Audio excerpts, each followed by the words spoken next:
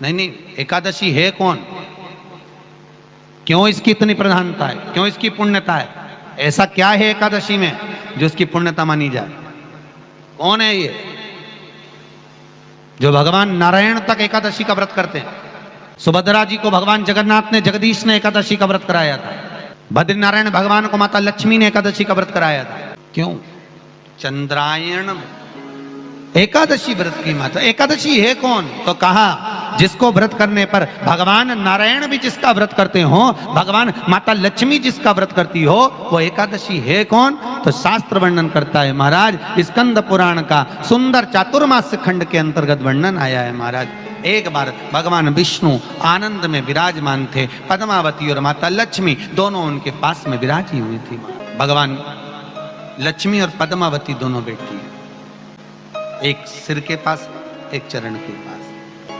कुछ समय बाद वहीं पर ब्रह्मदेव का आगमन हुआ और ब्रह्मा जी आगमन पाकर भगवान नारायण पद्मावती से लगकर उठे और उठकर लक्ष्मी की ओर झुके। झुकने पर इन तीनों के समागम से भगवान नारायण के हृदय चित्त से एक कन्या प्रकट हो गई। उस कन्या का नाम एका था। क्या नाम था?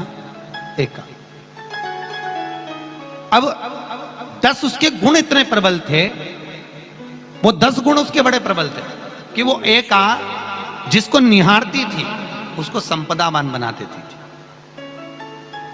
जिसको देख लेती थी उसके जीवन में वो आनंद की अनुभूतियां करा देती थी। एका जिस मार्ग से जाती थी उस मार्ग के द्वार खोल देती थी। एका का पुण्य इतना पुण्य प्रखर। पद्मावती और लक्ष्मी ने कहा महाराज ये बेटी आपके द्वारा निर्मित हुई है, इसका कन्यादान करना चाहिए। हमारे यहाँ हिंदू धर्म में रीति है, जिस दिन कन्यादान करा जाता है उस दिन व्रत रखा जाता है।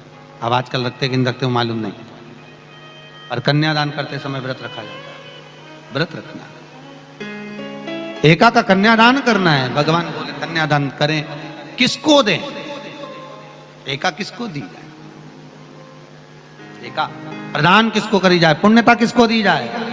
भगवान नारायण ने उसी समय लक्ष्मी और पद्मा से पूछा, तुम एकादशी के दिन जब आप जल शंकर को चढ़ाने तो रोज ही जाते, जब एकादशी का दिन रहे और शंकर जी के मंदिर में आप जल समर्पित करें तो 3 बार मुख से स्वधा स्वधा स्वधा या स्वधा स्तोत्र का पाठ, जिसमें 12 श्लोक 2-4 हैं। पैसा तो आ रहा है पर घर में टिक नहीं रहा। डॉक्टर में, पुलिस में, एक्सीडेंट आदि में, कहीं गलत जगह पर, व्यसन में अगर पैसा जा रहा है, जुए में, मांसाहार, मदिरा पान, या कहीं आया पैसा आने में कमी नहीं, आ रहा है पर टिक नहीं रहा, रुक नहीं रहा।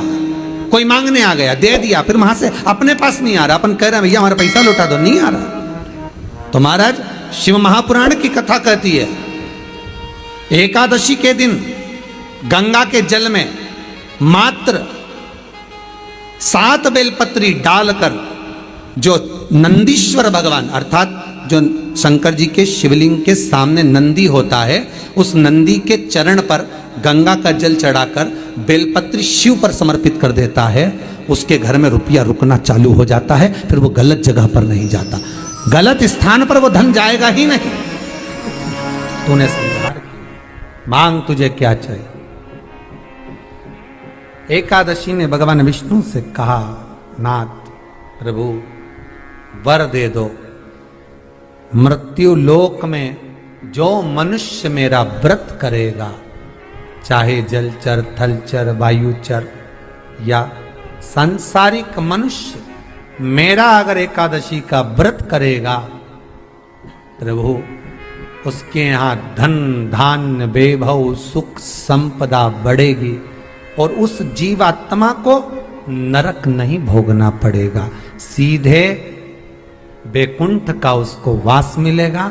जब जीव आत्मा को लेकर चला जाएगा, यम के दूत जब बंदी बनाकर ले जा रहे होंगे उस जीवात्मा को जिसके प्राण छूटे होंगे, यम के दूत जब बंदी बनाकर ले जा रहे होंगे, तब मुझे वर दो कि मैं इसका हाथ पकड़कर बेतरनी से पार उतार कर सारे नरकों से निकालती हुई आपके धाम में लेकर आऊं। भगवान ने वर दे दिया, तथास्तु। हे एकादशी सुनो, मृत्यु लोक का मनुष्य अन्न का त्याग कर कर, क्योंकि अन्न में एकादशी के दिन पाप पुरुष रहता है, अन्न का त्याग कर कर एकादशी के दिन जो मनुष्य तुम्हारा व्रत धारण करेगा, उस व्रत को करेगा और उस व्रत को धारण करेगा, उसकी मनोकामना पूर्ण होकर वो मेरे ही धाम को जाएगा। ये तो हुआ एकादशी के जन्म की कथा। एकादशी के दिन गंगा के जल में मात्र 7 बेलपत्री डालकर जो नंदीश्वर भगवान अर्थात जो शंकर जी के शिवलिंग के सामने नंदी होता है, उस नंदी के चरण पर गंगा का जल चढ़ाकर बेलपत्री शिव पर समर्पित कर देता है, उसके घर में रुपया रुकना चालू हो जाता है। फिर वो गलत जगह पर नहीं जाता, गलत स्थान पर वो धन जाएगा ही नहीं। बेटा अगर व्यसन में पड़ा हुआ है, मदिरापान में पड़ा हुआ है, मांसाहार में, जुए आदि में जा रहा है, तुम्हें लग रहा है कि मेरा बेटा गलत मार्ग पर जा रहा है, ये मित्र दोस्ती गलत हो रही है, वो सही जगह पर आ जाए। करना है एकादशी।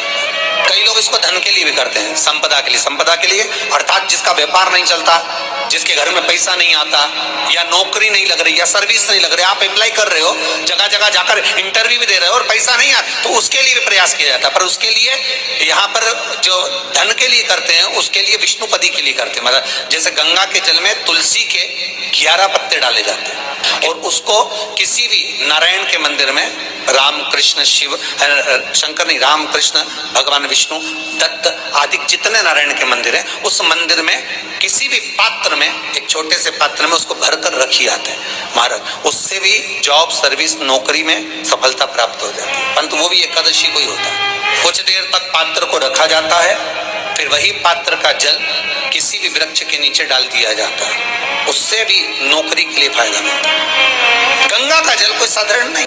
दशमी, एकादशी और द्वादशी, इन 3 तिथियों पर एक रोटी में थोड़ा सा मीठा रखकर सोमक पितृ का नाम लेकर यदि गाय को खिला दिया जाता है, तो अगर कोई पूर्वज प्रेत योनि में भी पड़ा हुआ होता है, भटक रहा होता है, जिसको पिंड नहीं मिला, जो अचानक मर गया होता है, अधोगति में चले गया होता है, उस जीव की मुक्ति दशमी, एकादशी और द्वादशी, ये 3 दिन सोमक पितृ का नाम लेकर रोटी में, पूड़ी में मीठा रखकर अगर गाय को खिला दिया जाता है, ये 3 दिन तक, तो वो पितृ कभी भटकते नहीं है, उनको मुक्ति प्राप्त हो जाती है, मोक्ष में।